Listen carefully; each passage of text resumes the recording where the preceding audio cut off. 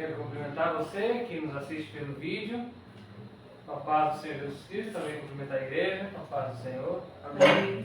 Hoje nós vamos dar sequência nos nossos estudos que falam sobre o Apocalipse. Estivemos ausentes, né, por dois domingos, né? E aí, por conta de uma viagem que eu tive que fazer. Mas estamos de volta e vamos dar sequência nos nossos estudos. O estudo de hoje, estudo de número 10, vamos estudar Apocalipse capítulo 6. Estávamos estudando sobre os selos do Apocalipse.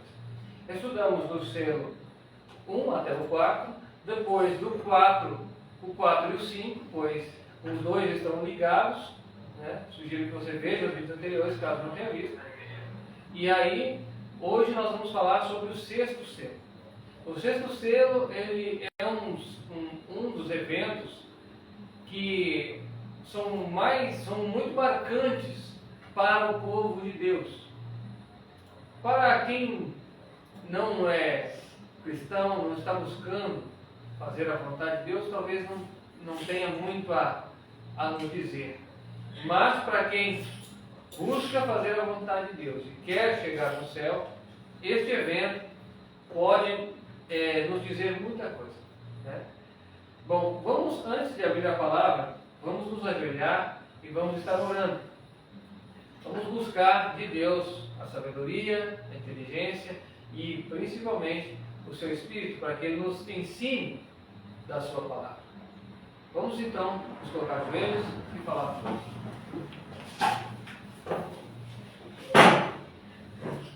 Senhor, meu Deus e Pai, te louvo e agradeço, Senhor, por mais uma vez o Senhor nos ter dado a oportunidade de poder estudar a Tua palavra. Amém. Senhor, primeiramente, queremos te louvar e agradecer pelos Teus cuidados e pela Tua bondade e grande misericórdia que tens tido para conosco. Amém. Senhor, peço perdão pelas minhas faltas, que o Senhor possa ter misericórdia de mim. E eu quero estar limpo diante de Ti e diante do Teu povo, ó Deus, para ministrar aquilo que o Senhor nos tem dado como luz do céu. Amém. Que o Senhor fale e não eu, Senhor. E que somente o Senhor hoje seja louvado. Amém. E que cada coração que vai ouvir, Senhor, esta mensagem, este estudo, possa assimilar e guardar no mais profundo do seu ser. Amém. Para que isso possa produzir frutos, ó Deus. Frutos de preparação, frutos de devoção a Ti e de entrega ao Senhor Jesus Cristo. Amém. Que o Senhor nos guie neste momento. Isso é o que te pedimos, em nome de Cristo Jesus. Amém. Amém.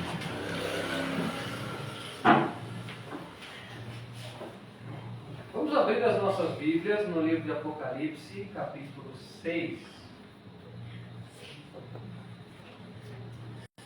Para a gente fazer a leitura, eu vou ler o sexto selo inteiro, né? E vamos inteiro, não posso dizer que todo ele, né? Mas a primeira parte, pelo menos, nós vamos estar lendo e tratando de explicar os eventos. No capítulo 6, verso 12, vamos ler do 12 ao 17. E aí eu explico por quê. Diz assim: olhei enquanto ele abria o sexto selo, houve um grande terremoto e o sol tornou-se negro como um saco de silício. E a lua tornou-se em sangue, as estrelas do céu caíram sobre a terra, como quando a figueira sacudida por um vento forte deixa cair os seus picos verdes. O céu recolheu-se como um pergaminho, quando se enrola, e todos os montes e ilhas foram removidos dos seus lugares. Os reis da terra, os grandes chefes militares, os ricos, os poderosos, todo escravo e todo livre, esconderam-se nas cavernas e nos penhascos dos montes, e diziam aos montes e rochedos: caí sobre nós, e escondei-nos do rosto daquele que está sentado sobre o trono e da ira do Cordeiro, pois é vindo o grande dia da ira deles. Quem poderá subsistir? Ok. Como eu disse, o sexto selo ele tem muita importância para os crentes. Aí alguém pode dizer, mas não vai, a terra toda não vai estar em colapso? Como não diz respeito aos demais? Bom, a primeira parte do sexto selo, ela se cumpre antes da segunda parte. A Bíblia nos ensina algumas coisas por conceitos, outras por métodos didáticos, por assim dizer. E eu me explico. Tá? A primeira parte do sexto selo, onde é dito que há o terremoto, há também a lua de sangue, a chuva de estrelas, né? Chuva de estrelas cadentes ali. Essa primeira parte, ela acontece antes. A segunda parte, ela só acontece na vinda do Senhor Jesus Cristo. Tá? O céu enrolando-se, né? E os montes sendo abalados, as pessoas do mundo querendo se esconder da face de Cristo. Isso acontece somente no final. E essa didática nós aprendemos, por exemplo, no Apocalipse. Por exemplo, a sexta trombeta, ela começa antes da sétima trombeta, mas ela termina junto com a sétima trombeta, ou seja, no final. Né? Também temos o sexto rei, quem já estudou Apocalipse 17 sabe. Né? Se você não assistiu, veja os vídeos anteriores, você vai encontrar.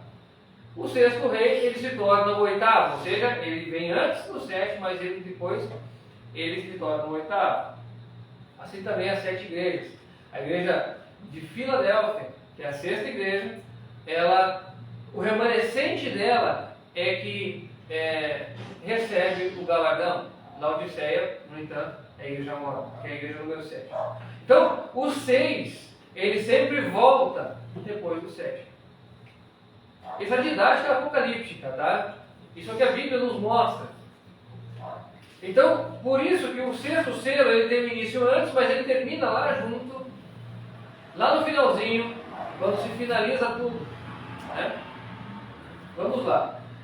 Então, a partir daqui agora, então nós vamos estudar hoje, com mais ênfase, a primeira parte do sexto selo, pois essa parte é muito mais importante para nós do que a parte que diz respeito ao momento da vida de Jesus, por exemplo. Lá, naquele momento, quem decidiu, decidiu. Quem não se decidiu por Cristo, já não se decidiu mais. Então, quem chegar lá, naquele momento da vida de Jesus, preparado, limpo, purificado e santo, amém, glória a Deus. Quem não chegou, não terá mais oportunidade. Então, por isso a importância de se estudar aquilo que vem antes, aquilo que acontece antes. Então, nós vamos ler agora o verso 12 e 13. Apenas. E aí, nós vamos meditar em cima desses dois versos, pois eles acontecem antes do restante do sexto selo. Tá? Vamos lá. Diz assim: olhei enquanto ele abria o sexto selo, houve um grande terremoto, e o sol tornou-se negro como um saco de cerise, e as estrelas caíram do céu sobre a terra, como quando a figueira sacudida por um vento forte deixa cair os seus figos verdes. Ok. Pode abrir o Apocalipse Ilustrado para nós, irmão? E aí nós vamos tratar de explicar isso aqui. Isso aqui, como isso vai acontecer. Verso 12, né? Pode avançar.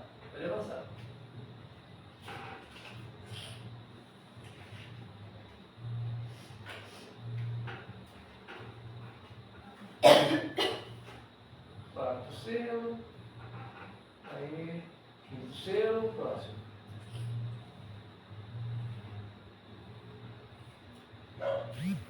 Ok, pode avançar. Quero mostrar aqui o sol, né? Então aqui, primeiro aqui, o grande terremoto. Olha, houve um grande terremoto, um grande tremor de terra. Esse terremoto é um terremoto vamos dizer assim, de grande magnitude. É um terremoto forte. Ele deve atingir grande parte do planeta, tá? Então não é uma coisa regional. Ele deve atingir grande parte do planeta. Né? Bom, vamos avançar depois disso. Então aqui o Sol aparece negro como um saco de silício. Vejam bem, olha como está essa ilustração aqui. Nós podemos ver que o Sol, ele não está sofrendo um eclipse total. Ele somente aparece preto. Este fenômeno é o que caracteriza o sexto selo, tá? Não é um eclipse total, mas sim isso aqui que nós estamos vendo. Ele brilha em volta, mas o Sol mesmo está preto. Essa é a visão que nós teremos no momento do sexto selo. Aí, avançando um pouco mais, temos a Lua de sangue. Isso aqui os irmãos já conhecem. A lua de sangue, a Lua parece vermelhinha. Isso aqui os irmãos já conhecem. Poxa, mas já houve várias luas de sangue. Calma que a gente explica qual que é a diferença dessa daqui. Vamos avançar. Aí teremos a chuva de estrelas cadentes, né? A chuva de estrelas. Irmãos,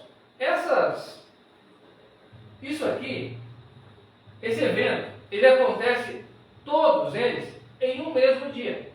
E isso caracterizará o sexto selo. Ou seja, no sexto selo, quando abrir-se o sexto selo, a Terra sofrerá um terremoto. Nesse mesmo dia, o Sol vai aparecer negro, pretinho.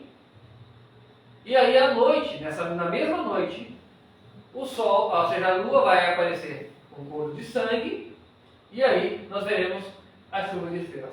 Essas quatro coisas acontecendo no mesmo dia, elas caracterizam o sexto selo. Ok, até aí, parece que nada demais, né?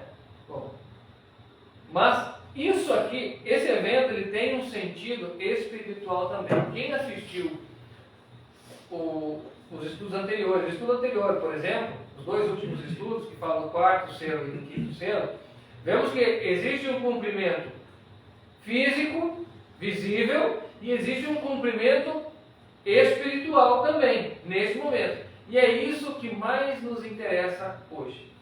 O cumprimento espiritual. Porque o povo de Deus, o cristão, ele deve estar preparado para esse momento. Porque nesse momento, as nossas vidas poderão estar tomando um rumo bom ou não tão bom. Né? E nós já vamos tratar de explicar isso aqui. Tá? Só para lembrar os irmãos, o sexto selo, ele inicia-se no capítulo 6 de Apocalipse, porém, ele só vai terminar no capítulo 8 de Apocalipse. Então, o sexto selo, ele é bem grande, assim. Então, muita coisa acontece no sexto selo, além do que nós estamos vendo aqui. Por isso que eu disse, ele começa antes, mas ele só termina depois. Né? Então, os primeiros versos que nós lemos, eles nos dão já essa ideia. Olha, começa aqui, mas só termina na vida de Jesus. Ok. E os capítulos que vêm depois servem para explicar o que acontece entre esses períodos. Ou dar mais detalhes do que acontece entre o início e o final do sexto selo. E aí, para isso, nós vamos estudar agora nos símbolos apresentados. Ok? Bom, vamos lá. Vamos lá na lua de sangue, que eu acho que é um ponto bastante importante. Olha, essa lua de sangue, ela tem um significado. Quem nos acompanha já há algum tempo sabe o que significa a lua em simbologia. Quem sabe? Os irmãos que sabem? O que a lua representa? Satanás. A lua, ela representa Satanás. Por que isso? Por que estamos dizendo isso? Bom, no estudo do Apocalipse, capítulo 12, se você não assistiu, veja. Ali nós mostramos com mais evidências, tá? Mas a Bíblia fala que o sol da justiça é Cristo. É o astro que governa o dia, a luz. E o astro que governa as trevas é a lua. E por contraste, nós podemos entender que a lua, se o sol da justiça é Cristo, o seu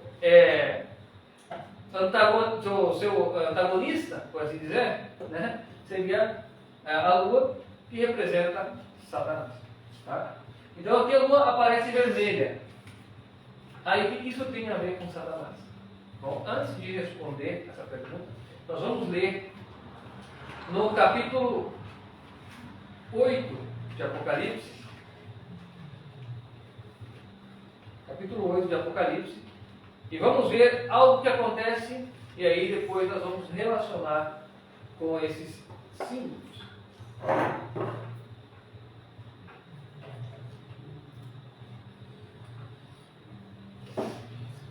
Capítulo 8, verso 1. Aqui vai falar do sétimo selo, ok?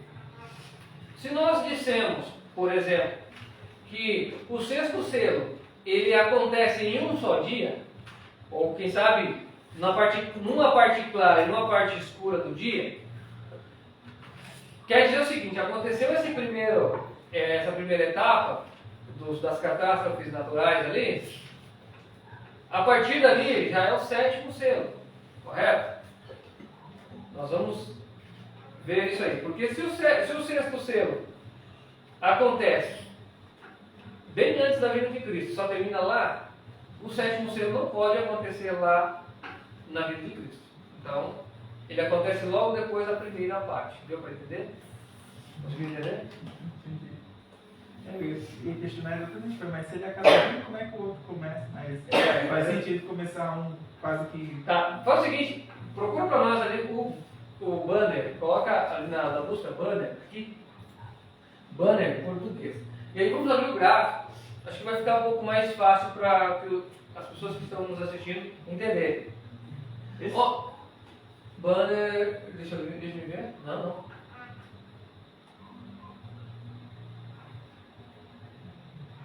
É banner, com N. Um N? Um N só? Sim, só um. Ah, aquele lá, é esse aí.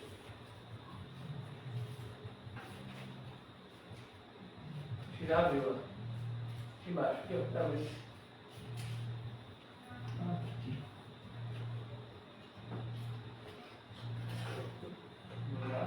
Então tá, amplia um pouquinho e leva a gente até o sexto selo, lá no amarelinho lá, perto do quinto selo.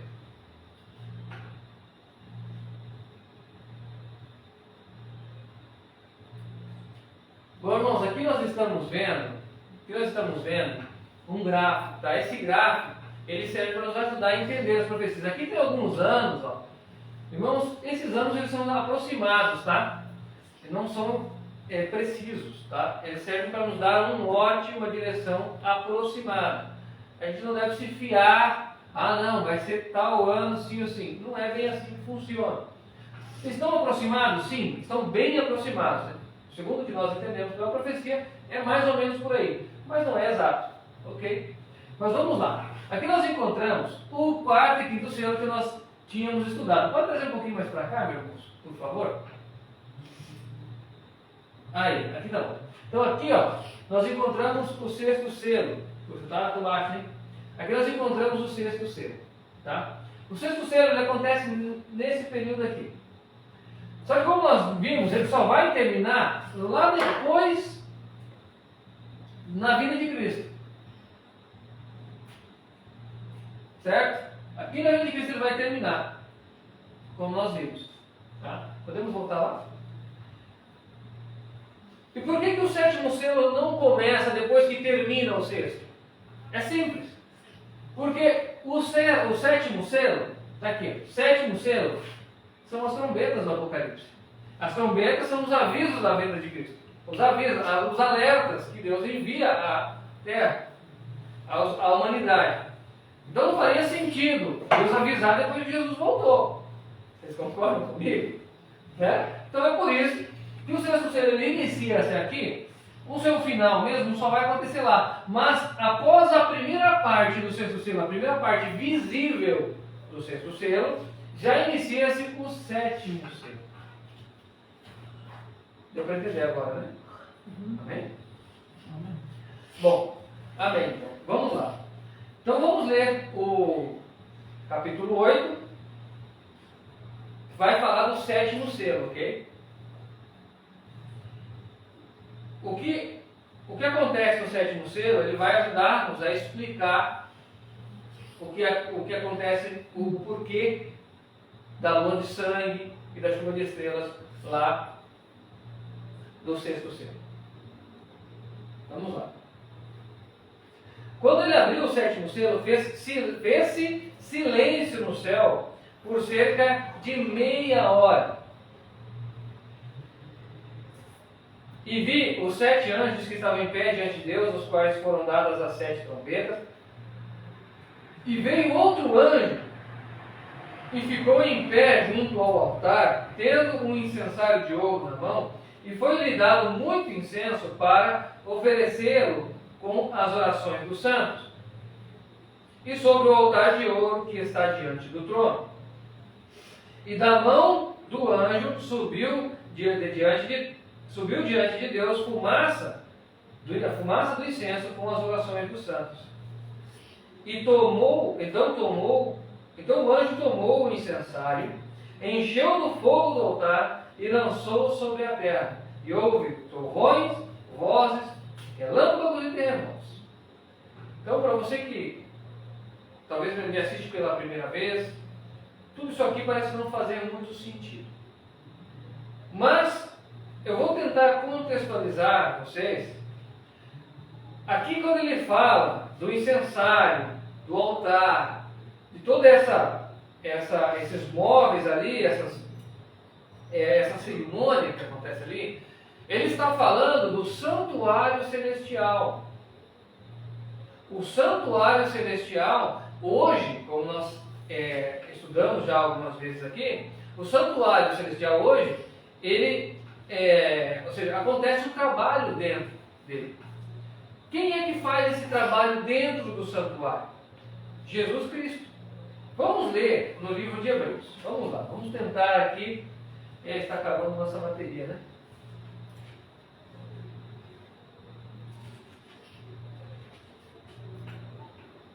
Hebreus capítulo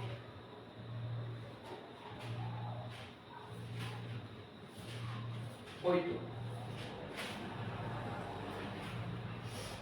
Hebreus capítulo 8.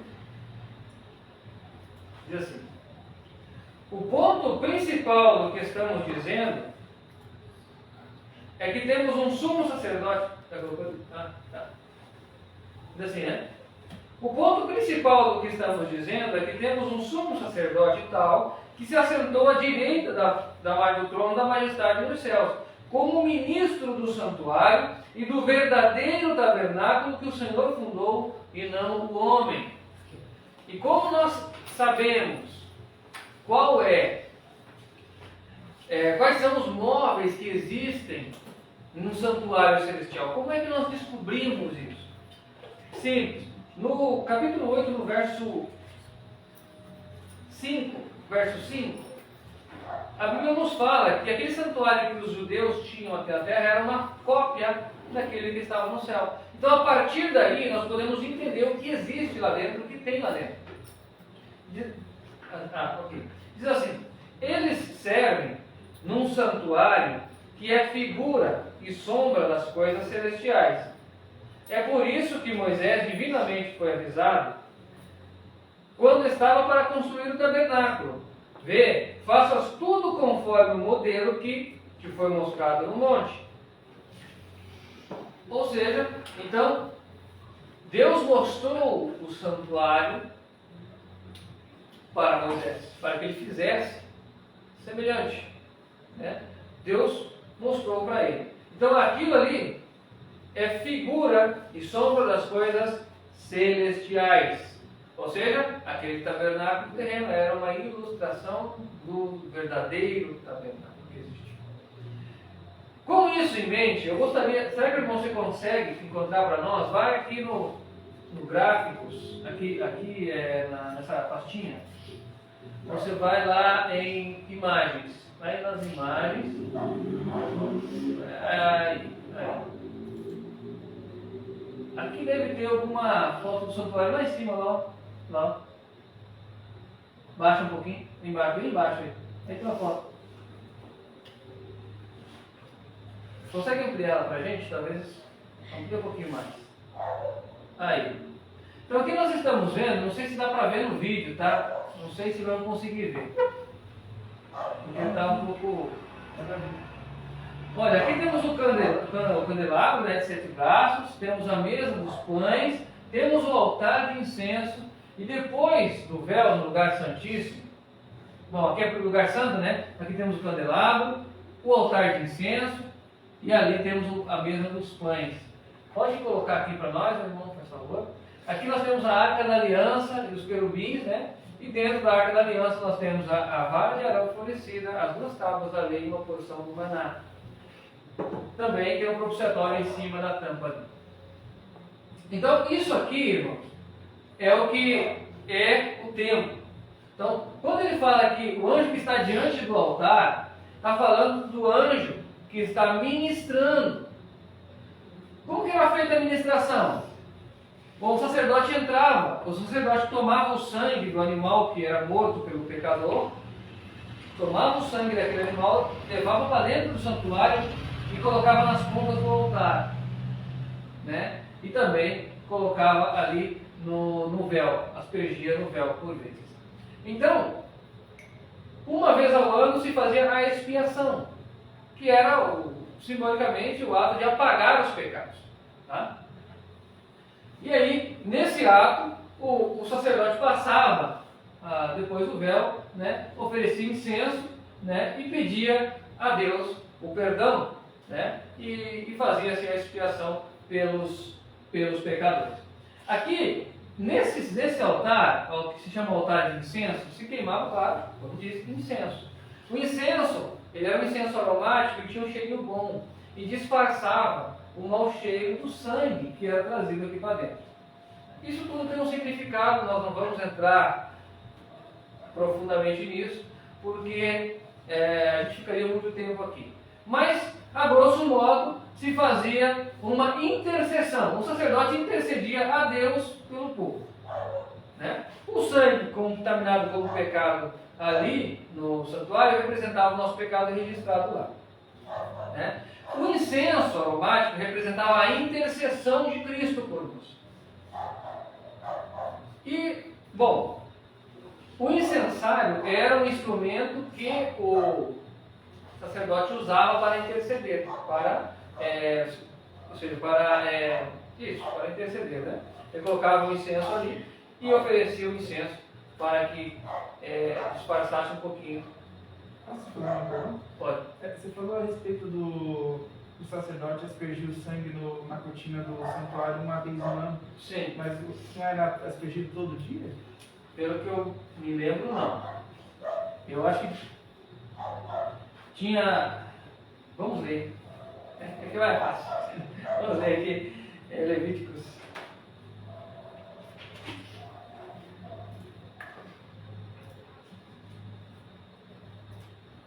Levítico... Não. Levítico 20... Levítico 16. Levítico 16.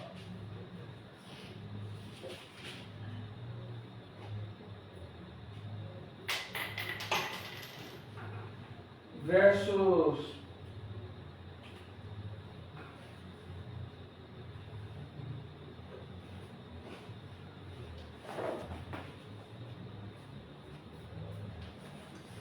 Verso 13 em diante, verso 13. Diz assim, desse modo Arão entrará no santuário com um novilho da oferta pelo pecado e um cordeiro para o holocausto. E vestirá as vestes sagradas de linho e terá calções de linho sobre o corpo e porá o cinto de linho e se cobrirá com um turbante de linho. Essas são as vestes sagradas e por isso ele se banhará com água antes de vesti-las.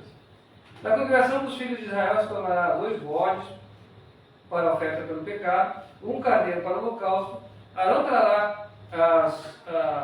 trará o novilho da sua oferta pelo pecado e fará expiação por si e pela sua casa. Também tomará ambos os bodes e porá perante o Senhor na entrada da tenda da congregação. Eu vou ler tudo isso aqui, irmãos, tá? Depois a gente vai ler a questão da aspersão do sangue, tá? Porque isso aqui eu já ia ler mesmo, então vamos ler tudo isso aqui para que a pessoa possa entender depois, né? Arão lançará sortes sobre os dois bodes, uma pelo Senhor e outra pelo bode emissário. Arão fará chegar o bode, o qual cai sorte, pelo Senhor, e o oferecerá como oferta pelo pecado. O bode escolhido por sorte, como o bode emissário, porém, será apresentado vivo diante do Senhor, para fazer com ele expiação a fim de ser enviado ao deserto como bode emissário. Bom, aqui primeiro eu só quero explicar isso aqui eles traziam dois animais, né, e um era morto, o outro era enviado ao deserto para morrer. Era confessado todo o pecado que estava no santuário sobre esse animal, esse bode, que era enviado ao deserto para morrer. Guardem isso na mente, agora sim nós vamos, se não me engano, Levíticos 4, que fala sobre a aspersão, né? Levíticos 4.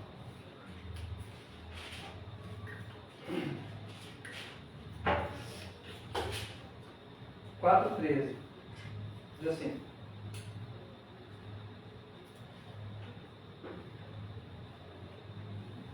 se porém toda a congregação de Israel pecar por ignorância, e isso for oculto aos olhos da Assembleia, e se fizerem o que é proibido em qualquer dos mandamentos do Senhor, aquilo que não se deve fazer, e forem culpados, e o pecado que cometeram for notório, então a Assembleia oferecerá um novilho como oferta pelo pecado, e o trará diante da tenda da congregação. Os anciãos da congregação porão as mãos sobre a cabeça do novilho perante o Senhor, e o novilho será degolado perante o Senhor. Então o sacerdote ungido trará do sangue do novilho à tenda da congregação. O sacerdote molhará o dedo naquele sangue e aspergirá 7 vezes perante o Senhor, diante do véu.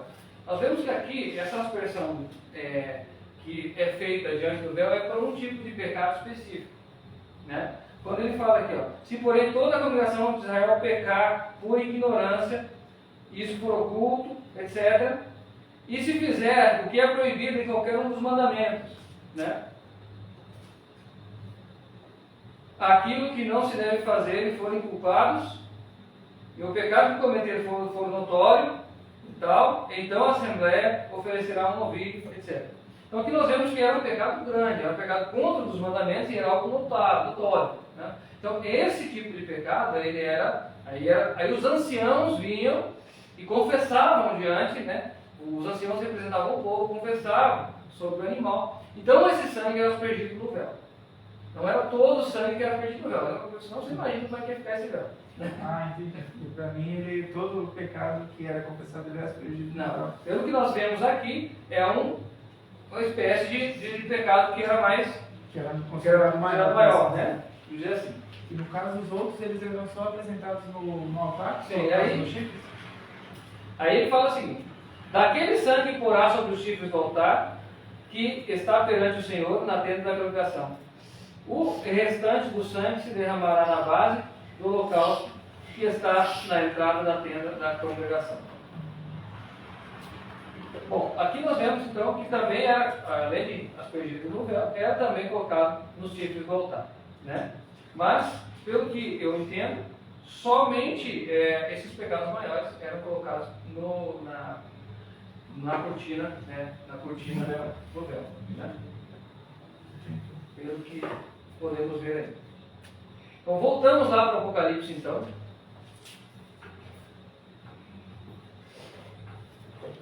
Antes de voltar, irmão, vamos ler verso 32 do capítulo 4. Diz assim, acho que vai ajudar a esclarecer também, tá? Se, porém, como a sua oferta pelo pecado trouxer uma cordeira sem defeito, a trará, porá a mão sobre a cabeça do animal e será morto, e degolará a oferta pelo pecado no lugar onde se degola o holocausto. Depois o sacerdote com o dedo tomará do sangue a oferta pelo pecado e a porá nos chifres do altar do holocausto. O restante do sangue derramará sobre a base do altar. Então aqui nós vemos uma outra classe de pecado que só era colocado nos chifres do altar, não era aspergido na cortina também. Né? Qual pecado era esse aqui? Deixa eu só ver aqui qual que é.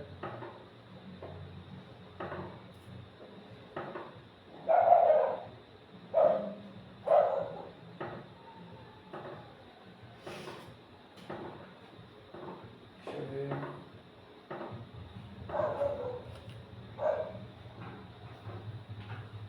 Aqui, verso 28. Quando o pecado que cometeu lhe for notificado, então trará. Não, verso 25. Se alguém do povo da terra pecar por ignorância, fazendo alguma das coisas que o Senhor, as coisas que o Senhor ordenou não se fizessem, e se tornar culpado, quando o pecado que cometeu for notificado, trará a sua oferta, uma cabra sem defeito, etc. Né? E aqui ele fala no verso 30, depois o sacerdote com o dedo tomará do sangue da oferta e porá sobre os chifres do altar, do holocausto, e o restante do sangue derramará à base do altar. Então aqui nós vemos como um pecado individual, ele era colocado só sobre os chifres. Não era pecado de uma só pessoa. Bom, agora sim vamos voltar lá, senão vai acabar a nossa bateria, e aí a gente não termina isso tudo. Bom, irmãos, para quem está nos assistindo, aqui estava respondendo a pergunta do irmão, mas essa pergunta foi muito importante também. Nós podemos, né? Meu português não é dos melhores, tá? Nós acabamos lendo aqui o livro de Levíticos, e aí, a primeira parte que eu li, no Levítico 16, ele fala sobre o dia da expiação, onde era apresentado dois animais, dois bodes. Um era morto pelo pecado, né, do povo, e o outro era confessado os pecados do santuário sobre o outro bode, e esse bode emissário era lançado no deserto para morrer. Esse bode emissário, ele representa alguma coisa.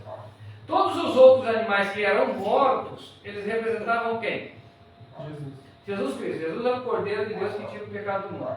Mas esse animal que não era morto, levava o pecado do povo, mas não era morto, ele ia para o deserto sofrer e então morrer, esse não representa Jesus. Ele representa Satanás. E isso tem um significado. Significa que quando os santos de Deus forem justificados por Deus e perdoados, e ficar claro de que aquele povo não teria pecado se Satanás não os tivesse enganado, então todo o pecado do povo de Deus será passado para Satanás. Então toda a culpa do povo de Deus recai sobre Satanás e ele então vai sofrer no lago de fogo. Isso representa a lua de sangue que nós vemos. Por quê? Se a lua representa Satanás e o vermelho, e essa vermelha, o que representa o vermelho? Vamos abrir no livro de Isaías capítulo 1. Isaías capítulo 1, verso 18.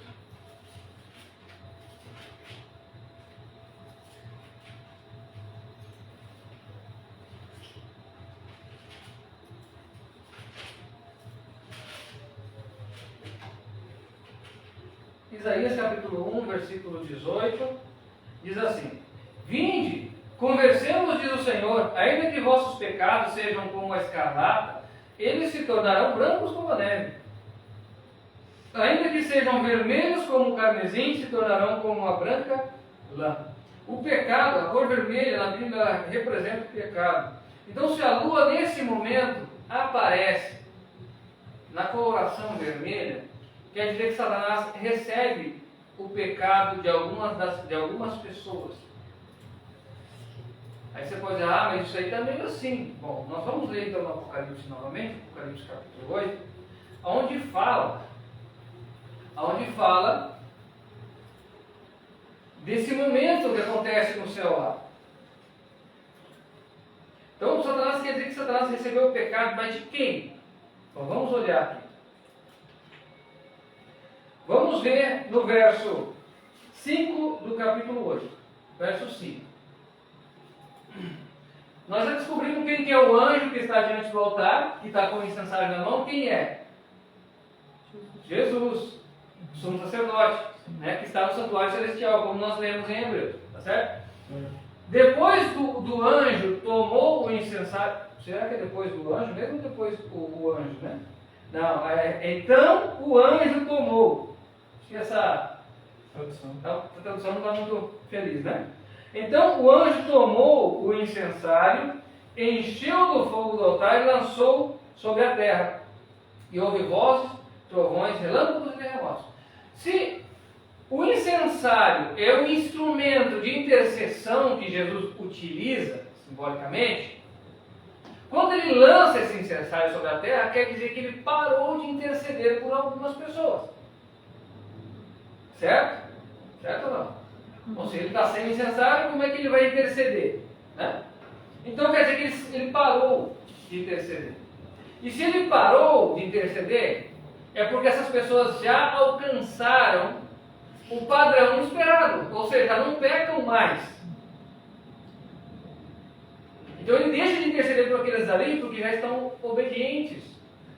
Então a culpa deles recai sobre Satanás. Correto?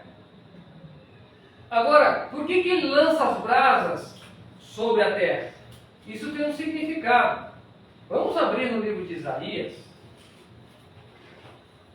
Quando ele lança as brasas, tem um significado bastante importante nós sabermos. Deixa eu só ver se eu lembro do texto, né? Okay.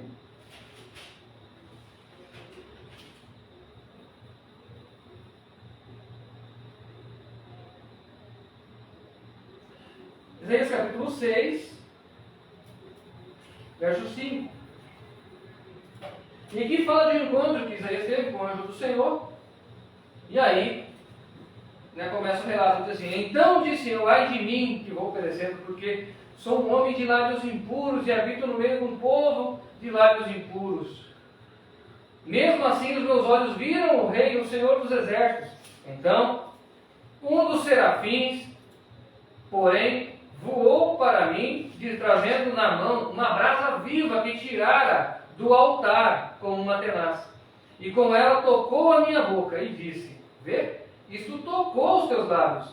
A tua iniquidade foi tirada e purificado o teu pecado.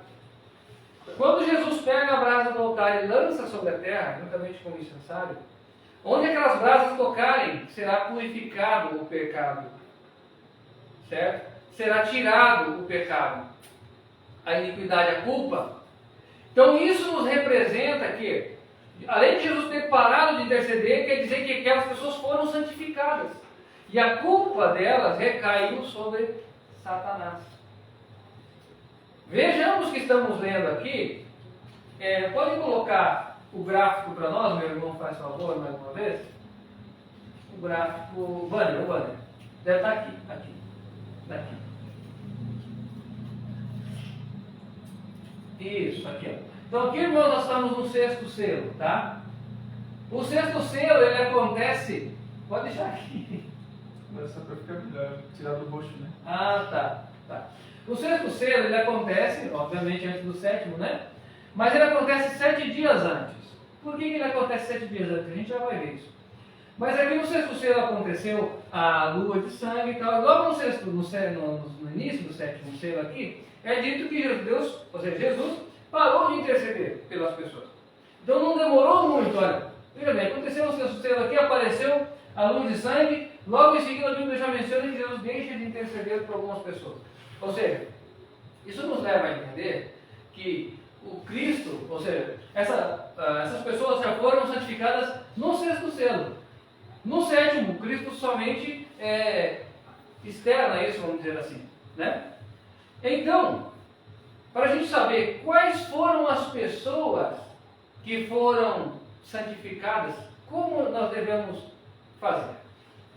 Nós vamos abrir, então, no Apocalipse novamente, no capítulo 6, capítulo 7. Lembrando que o sexto selo ele vai do 6 ao 8. Então o capítulo 7 ainda faz parte do sexto selo, correto? Tá certo ou não? Né? Ok, no capítulo 7 ele fala dos 144 mil. Já falamos desses 144 mil, se não me engano, Apocalipse 12, tá?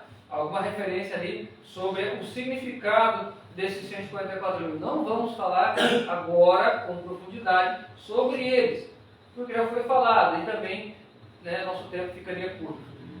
Diz assim, verso 1: Depois dessas coisas, vi 4 anjos que estavam sobre os 4 cantos da terra, retendo os 4 ventos da terra, para que nenhum vento soprasse sobre a terra, sobre o mar ou sobre árvore alguma. Vi outro anjo subir do lado do sol nascente, tendo o selo do Deus, e clamou com grande voz aos 4 anjos que fora dado o poder de danificar a terra e o mar, dizendo: Não danifiqueis a terra, nem o mar, ou as árvores, até que tenhamos selado nas testas dos servos do nosso Deus. E ouvi o número dos selados, e eram 144 mil, de todas as tribos dos filhos de Israel. Então, essas pessoas aqui receberão um selo de qualidade.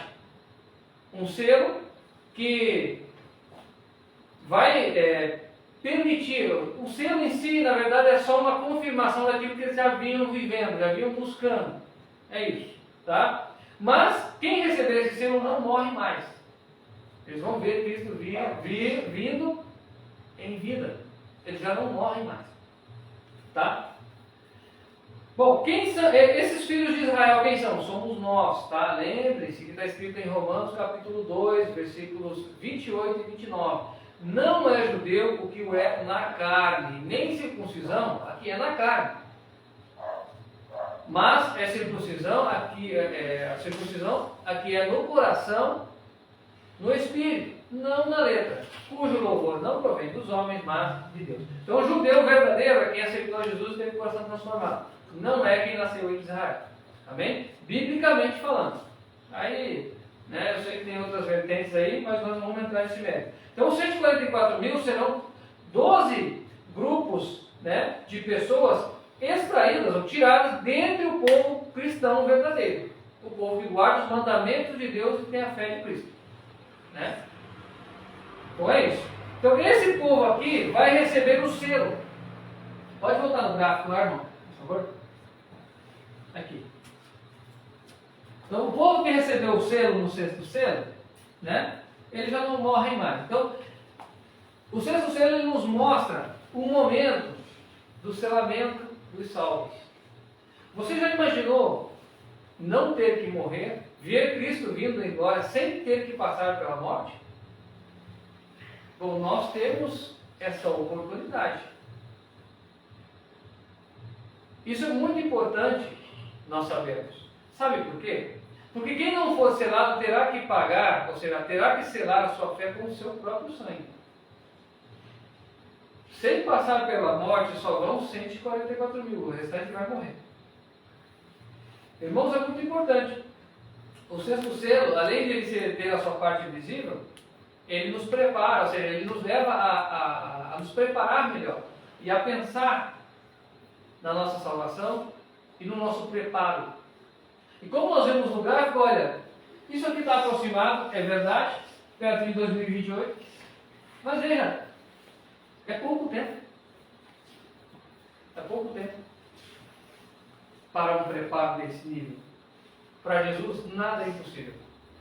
Se nós colocarmos a nossa fé nele, ele prometeu nos salvar. Deus jurou nos salvar. Então, Deus pode nos preparar com folga nesse tempo, se nós buscarmos.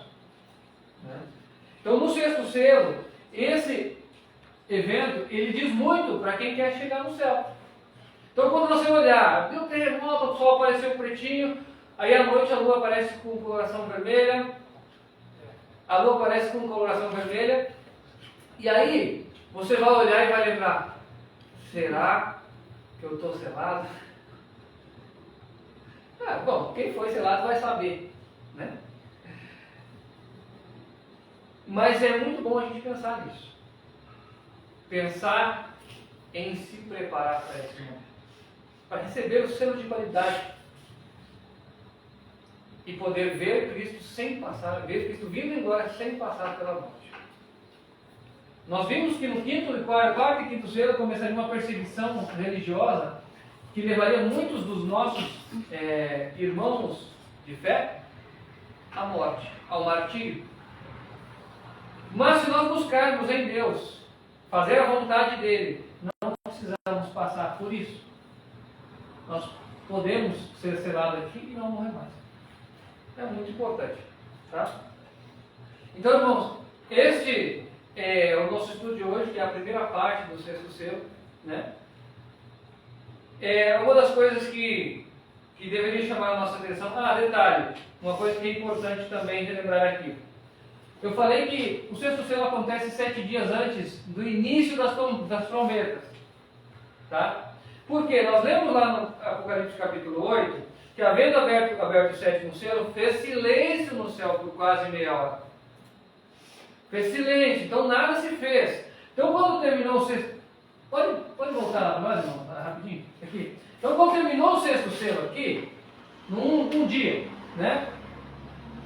Terminou o sexto selo aqui, já abriu o sétimo selo. E depois que abriu o sétimo selo, ficou em silêncio no céu por quase meia hora. Essa meia hora é uma meia hora profética. Tá? E aí, para a gente poder saber quanto ela equivale em tempos normais, nós temos que fazer o seguinte cálculo. Cada dia profético, ele equivale a 1 ano. Correto? E aí, para a gente saber quanto equivale meia hora, nós temos que fazer um cálculo, né, de equivalência. Vamos lá. O ano bíblico ele tem 360 dias. Correto? O ano bíblico, tá? 360 dias.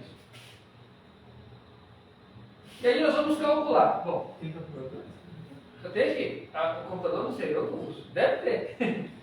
Deve ter calculador. Vamos ter Né? calculador. Então, para a gente saber, olha, a primeira coisa que nós vamos fazer é saber quanto equivale 1 hora profética. E aí depois a gente divide, tá? Então, nós vamos pegar 360 e vamos dividir por 24. São 24 horas do dia, tá? 360 dividido 24. São... Aí 15. Ok, 15, tá? Então, 1 hora profética equivale a 15 dias.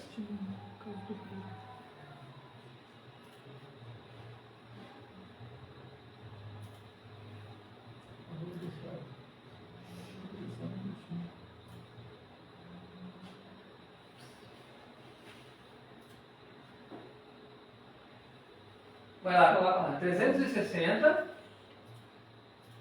dividir 24, ok. Temos 15, então 1 hora profética equivale a 15 dias. Lembra que a Bíblia fala quase meia hora?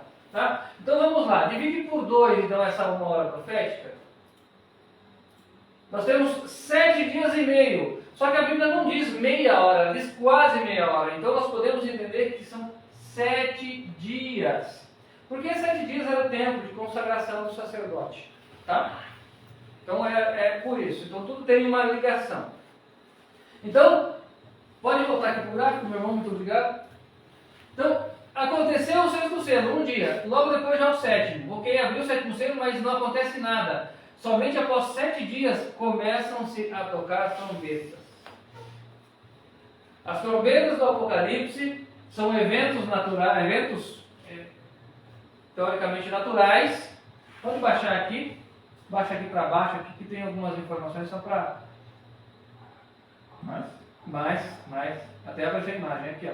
Então aqui nós podemos ver, né, são meteoros, né, incêndios, tsunamis, coisas que vão acontecer nas trombetas do Apocalipse. Serão avisos. Então 2 coisas você deve se lembrar quando vir o sexto selo. Você vai vir e vai lembrar do selo de Deus. E você também vai lembrar que 7 dias depois daquilo, depois desse momento, virão estes eventos aqui que hão de abalar o mundo. Amém, meus irmãos? Bom, esse é o nosso estudo de hoje, falando sobre o sexto selo, a parte principal do sexto selo. Se você ficou com alguma dúvida com relação ao que nós mencionamos aqui, você pode comentar aí abaixo. Você pode também entrar em contato pelo WhatsApp, que vai estar na descrição do vídeo, né, depois. Não do vídeo do YouTube, tá? Não do vídeo do Facebook, mas do YouTube. Aí no Facebook você pode comentar aí abaixo que a gente vai responder na medida do possível. Pode perguntar, não precisa ter vergonha. Amém? Então, eu sei que aqui nós colocamos o básico para que as pessoas possam entender, né? Outras coisas mais profundas não convém. colocar aqui, porque só iria complicar mais. Mas acredito que deu para que os irmãos pudessem entender o sentido, né, do sexto selo na sua parte física e também espiritual. Amém, meus irmãos? Então, para nós resta o seguinte apelo. Queremos nos preparar para este momento? Bom, eu sim, espero que cada um de vocês também, lembrando que esse preparo só vem através da fé em Cristo Jesus. Amém? Sem Cristo, nada podeis fazer. Mas tudo podemos em Cristo que nos fortalece. Amém? Vamos nos ajoelhar e vamos falar.